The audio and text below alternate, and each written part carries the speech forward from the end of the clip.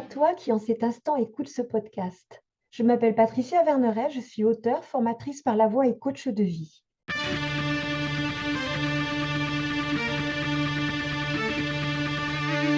Je t'accompagne avec une pensée du jour sans aucune vérité absolue, mais des invitations. À quoi?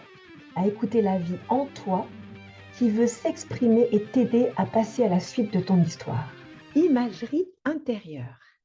Le problème avec les pensées ou certaines notions comme le temps, c'est qu'elles paraissent virtuelles. On ne peut pas les saisir physiquement pour les observer sous tous les angles et voir d'où vient le problème. Aussi, il est difficile d'en mesurer l'impact. Il est aisé de constater une erreur de posture pendant une séance de sport, par exemple. La blessure ou la douleur physique sera un bon indicateur. Il est facile de voir si un meuble est mal monté, il penche ou ne tient pas debout. Mais quand l'intérieur bloque, c'est difficile de voir où le bas blesse. Il se vit. Des ressentis diffus et confus, si l'on n'a pas pris l'habitude de les écouter pour affiner sa communication avec soi, vont apparaître.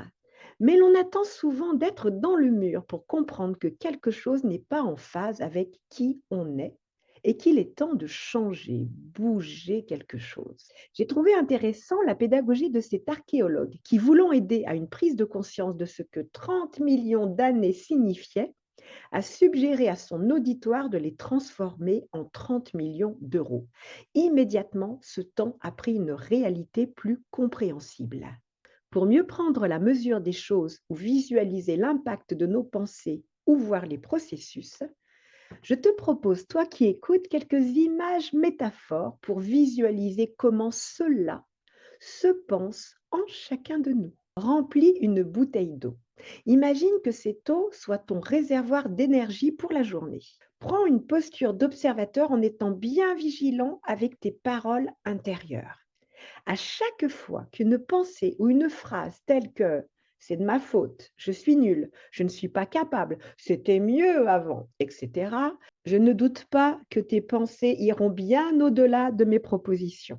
Chaque fois que tu te plains des autres, de la société, ou chaque fois que tu te sous-estimes lors d'une comparaison, vide l'eau à la hauteur du temps que tu auras accordé à ce psychodrame intérieur. Et en fin de journée, constate ce qui te reste. C'est l'énergie qui te reste en stock pour te mobiliser pour autre chose, comme par exemple à un projet qui te tient à cœur. S'il n'en reste peu ou pas du tout, ne t'étonne pas de ta fatigue, ni de ton incapacité ou de tes difficultés à bouger les choses. Toute ton énergie s'est épuisée dans le puits sans fond de ton mental. Tu peux aussi fabriquer un fouet et le confier à une personne objective. Elle te le tendra chaque fois que tu commenceras à te flageller intérieurement. Parce que ce genre de pensée est aussi violente qu'un coup de fouet. Qui aurait envie de se fouetter à longueur de journée, à part peut-être les sadomaso? Le temps. La perception du temps est tellement erronée et loin d'une réalité factuelle qu'il peut s'avérer insuffisant pour un état des lieux intérieur clair. Par contre, il est alors un miroir très révélateur du flou. Je te propose de trouver 24 cailloux d'une taille moyenne. Ils symboliseront les heures et 48 plus petits pour les tranches d'une demi-heure si nécessaire. Répartis-les dans plusieurs petits tas. Déplacement, travail, famille, personnel, vie sociale, repos, sommeil, autres, en fonction du temps que tu accordes à chaque section. Est-ce que l'équilibre entre les différentes zones te convient? Non? Bouge les petits cailloux tout en sachant que pour remplir une zone, tu devras les enlever d'une autre. Le temps ne se multiplie pas. On doit faire des choix. Mais ne cherche pas l'équilibre parfait en nombre égal de petits cailloux. L'équilibre parfait est celui qui te convient et te rend heureux. Cause ou conséquence? Imagine, tu ouvres un robinet d'eau, puis tu pars faire autre chose en oubliant que tu l'as ouvert. Quand tu constates l'inondation, tu éponges immédiatement avec une serpillière. Malheureusement, tu as beau éponger, il y a toujours autant d'eau et tu t'épuises à tenter de limiter les dégâts sans parvenir une seule fois à assécher le sol. Il sera alors temps de remonter le temps pour te souvenir et d'aller fermer le robinet. Cette scène est aussi absurde que de vouloir changer des résultats, conséquences, symptômes. Tu as beau mettre des rustines un peu partout, tu t'épuiseras à boucher tous les trous qui se forment et s'élargissent au fur et à mesure. Une seule solution, revenir à la source, c'est-à-dire là où l'aventure a commencé, en soi. L'intérieur fourmille de vie et je te propose une expérience pour le constater. Fais un court jogging, puis stop et observe ce qui se passe à l'intérieur de ton corps.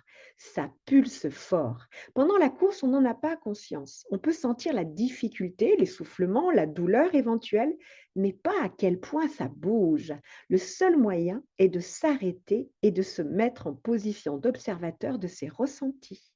Je te laisse faire le parallèle. C'est la vie ou c'est du virtuel? Ferme les yeux. Inspire et expire longuement. Combien de temps avant que tes pensées ne passent à autre chose? Plus ce temps est court, moins ta capacité à rester centré et non pas concentré est importante et moins tu es maître ou maîtresse de toi-même. Tes pensées sont des pensées réflexes et le nouveau n'a pas sa place. Alors, on joue et rejoue sans arrêt les mêmes scènes. Un seul moyen d'en sortir, cultiver sa présence à soi. Alors, spectateur ou acteur?